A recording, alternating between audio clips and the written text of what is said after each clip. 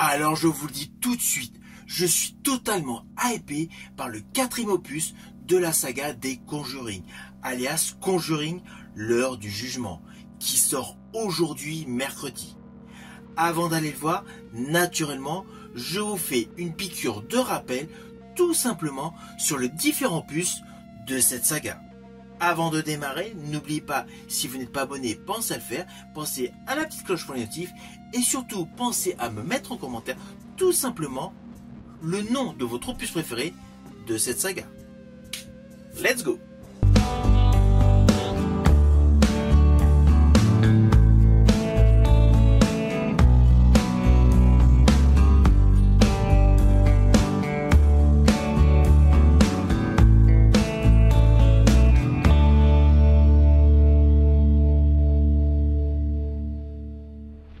Alors le premier opus de cette saga est sorti en 2013.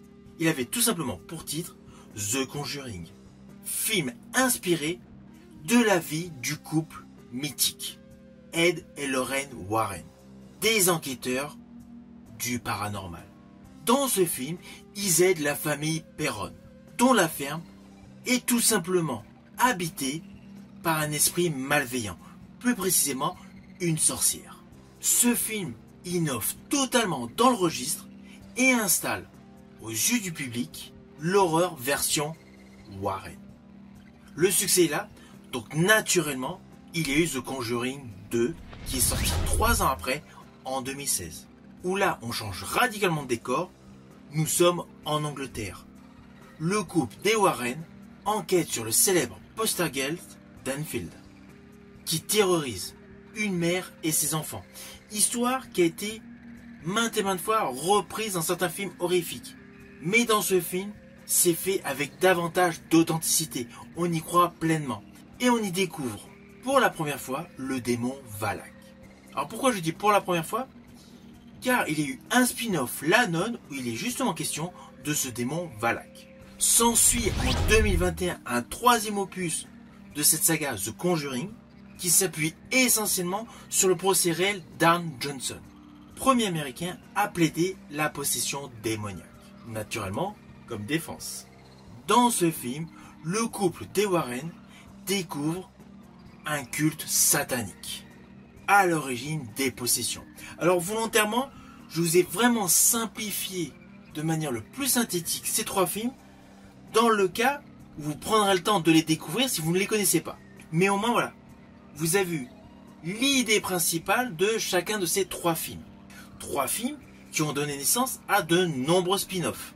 Il y a eu plusieurs opus autour de la poupée Annabelle, un diptyque sur le démon Valak par le biais du film La Nonne, sans oublier La Malédiction de la Dame Blanche. Ainsi, ce qui a donné naissance à tout cet univers de spin-off est principalement le duo d'acteurs interprétant les personnages du couple Warren, plus précisément Ed et Lorraine.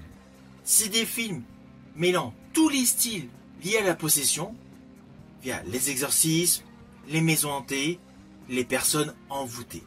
C'est un univers horrifique où l'épouvante est reine, et naturellement le 4e opus qui est censé clôturer cet univers concernant le couple des Warren sort tout simplement aujourd'hui sur les écrans.